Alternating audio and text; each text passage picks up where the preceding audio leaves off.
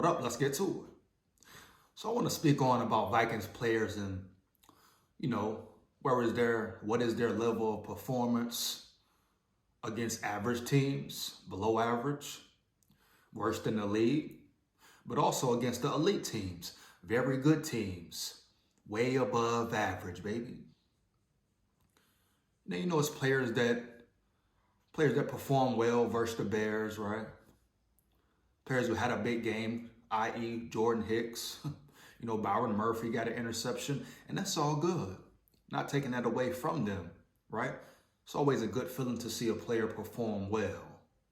But at the end of the day, that's all fine and dandy performing that way against the Bears. But my thing is, as a Vikings fan, seeing the same narrative year in, year out, what will they do against the Niners? Better yet, go do it against the Niners, baby. That's the big thing. We've seen Vikings players perform well last season, this season, against clearly mediocre teams, the worst teams in the NFL. You saw it 2 weeks ago. Everybody got hyped up. Harrison Smith, 3 sacks against the Panthers. The defense looked much improved. The D-line played better. DJ Wynn making plays. Patrick Jones looking good. So you got certain guys who perform at a high level every game. Then you got certain guys who only perform well against the lesser of the teams, baby. See, that's the case for the Vikings at times. So I need to see everybody step up versus the Niners, the best team in the NFL, one of the best teams, arguably. Are they beatable? Yes. The Browns proved that. But that's my big question. Let's talk about Jordan Hicks. Having a solid season, a much better season than last year. Once again, not trying to deny him that, can't take that from him. But at the end of the day, how does Jordan Hicks perform in big games versus the best? Now let's look at his overall just season stats. Solo tackles, 30. Assisted tackles, 23. Total tackles in all, 53. He has 1 interception, 1 forced fumble recovery for a touchdown. Props to him, man. And matter of fact, his PFF grade is much higher than it was last season at an 80.3. Now you take a veteran of his caliber, 31 years old, Super Bowl champion. He has the experience in the league. He knows what it takes to win, right? A good leader for the Vikings. See, most people expected to see Brian Asamoah in his spot or Ivan Pace, right? No one really expected Jordan Hicks to be the starter that he is, but he's played well, performed well. Can't take that from him, right? No doubt. But at the end of the day, just like every other Vikings player, when does he really show up? When does he really show out? Yes, he's a tackling machine. Facts. But you go look at the Philly game. Look at the Chiefs game. The Vikings defense got gashed. They even got gashed versus the Bears. You understand? But you got to question, where are these players in big-time games, prime-time, big-time moments?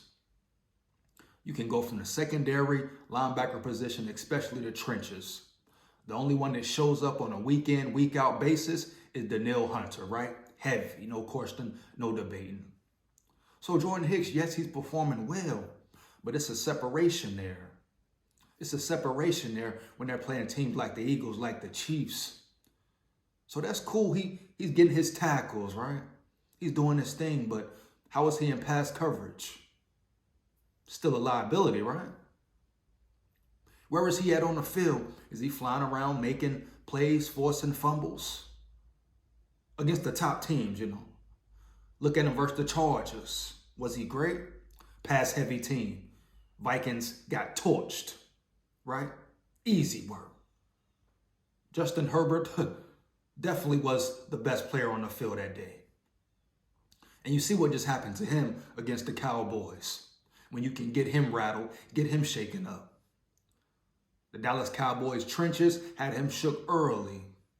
No, is it all on Herbert? No. You can question his coach, question his line. Come on, man. I'll get to that later, a later video. But at the end of the day, can they put pressure on quarterbacks? Can they look good? Can the defense look much improved? Can Jordan Hicks fly around? create fumbles, return fumbles for touchdowns against the Niners. I want to see it against the Niners and so on, so forth, baby. That's my big question. Not only for Jordan Hicks, but for the whole defensive side of the ball. Facts. It's easy. I'm going to say it again. It's easy to look good against the worst teams in the league. And they still got gashed in the run game. They can't escape that. But Jordan Hicks still is a liability in some areas on the field. Now, respect to him for still continuing to play at a high level at this point in his career, right? Once again, no denying that. Not trying to take nothing from him. But the Vikings need more from everybody in big games. And I'm not the fan that's going to crown a player because he had a great game against the Bears. That's what Vikings fans, media, creators love to do. You know, crown a guy for playing a below mediocre team. Great game, good stats.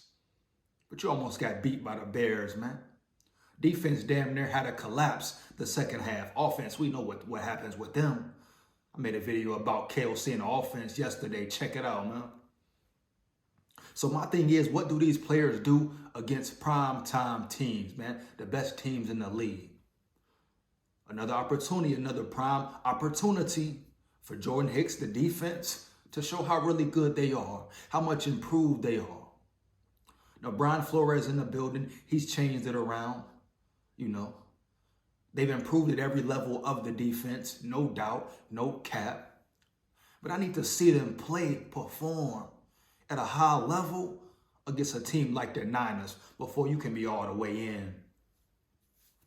That's just what it is, right? Go out and play a great game versus the Niners. A juggernaut. I think the Niners going to smash them. But the Vikings can change the narrative heavy. Oh, yeah, the Vikings can change the narrative, baby. But let's comment down about amping up or bigging up certain players for making plays. First off, it's their job. Secondly, I'm not overly impressed that it happened against the Bears. Now, I understand it's the NFL. Everybody's good, right? It's still an NFL team you're going against. Yeah, that's evident. That's clear.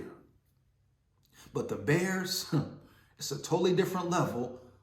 A big gap between the Bears and the 49ers, baby. A pissed off 49ers team, period, bottom line. So it's going to be interesting to see how Jordan Hicks, the D-line, right, secondary, performs against the Niners. Really prove something, bro. Any team can line up and look good versus the Bears, right? even a second string quarterback. That's cool. That's easy work for the most part. But how do you look? Do you step up and show out against one of the best teams in the league, if not the best, baby? That's where you make a point, make a statement. So I'm not crowning nobody. Not Jordan Hicks, not nobody, bro. The only player on the Vikings that shows up consistently week in, week out is Danielle Hunter. Period, bottom line, heavy on that defense. Let's not even speak on the interior. Trash, heavy, piss poor. Where's Mean Dean? Where's Kyrus Tonga? Period, man. So is the defense getting better? I give him that. I give it to him. But I don't care. I'm not going to keep dwelling on what they did against the Bears. Enough is enough. As Vikings fans, how about you stop accepting the average, man? Demanding more, wanting more from your team, from your squad, baby. Period. Next thing, Marcus Davenport, he is going on IR. Ankle injury, high sprain injury. Out probably 4 to 6 weeks. Oh, man, that's going to hurt the Vikings.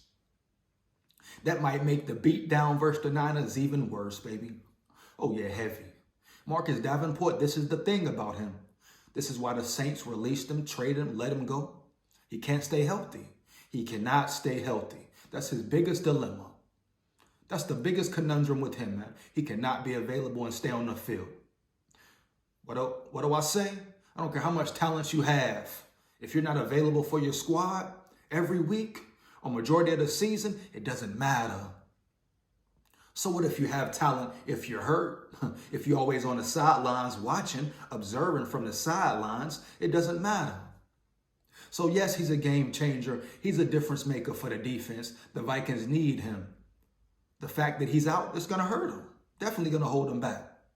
Especially versus a team of the Niners caliber. Oh yeah, baby.